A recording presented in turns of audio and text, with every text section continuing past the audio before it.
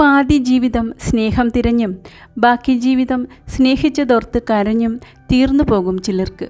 അതിനാൽ ചില ബന്ധങ്ങളിൽ നിന്നും സന്ദർഭങ്ങളിൽ നിന്നും വിട്ടുനിൽക്കുന്നതായിരിക്കും നല്ലത്. നിങ്ങൾക്ക് നല്ല കാലം വരുമ്പോൾ അസൂയപ്പെടുകയും കഷ്ടകാലം വന്നാൽ പുച്ഛിക്കുകയും ചെയ്യുന്നവരാണ് പലരും. അങ്ങനെയുള്ളവരെ അവഗണിക്കുകയാണ് വേണ്ടത്. ജീവിതത്തിൽ നമ്മൾ ചിലർക്ക് ഭാരമാകാതെ ദൂരെ നിൽക്കുന്നതാണ് നല്ലത്.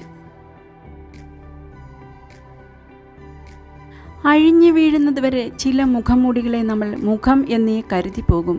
ചിലപ്പോൾ അത് നമ്മുടെ അതിബുദ്ധി കൊണ്ടും ആകാം. എന്തും നിങ്ങൾ തേടിപ്പോകുമ്പോഴല്ല, നിങ്ങളെ തേടി വരുമ്പോഴാണ് അന്തസ്സ്. ഇഷ്ടമില്ലെന്ന് മനസ്സിലായിട്ടും പിന്നെയും അവരുടെ പിന്നാലെ പോയാൽ അപമാനവും സങ്കടവും മാത്രമേ മിച്ചമുണ്ടാവൂ. നിന്റെ ജീവിതം അത്രയേയുള്ളൂ, ഇനി നീ രക്ഷപ്പെടില്ല എന്ന് പറയുന്നവരെ കൊണ്ട് അവൻ രക്ഷപ്പെട്ടല്ലോ എന്ന് പറയിപ്പിക്കാൻ കഴിയണം.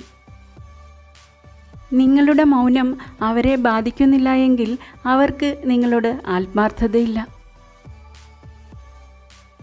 ചിലർ വിശ്വസിച്ചവരെ കൈവിട്ട് കളയുന്നു, ചിലർ വിട്ടുപോയവരെ ഓർത്ത് വേദനിച്ചു കഴിയുന്നു. ഇത് രണ്ടും ജീവിതം നശിപ്പിക്കുന്ന കാര്യമാണ്. ഒരാൾ നിങ്ങളോട് സംസാരിക്കുന്നതിന് വേണ്ടി അവരുടെ സമയം ചിലവിടുന്നതിൽ നിന്നും മനസ്സിലാക്കാം നിങ്ങൾ അവർക്ക് എത്രത്തോളം മുഖ്യമാണെന്ന്.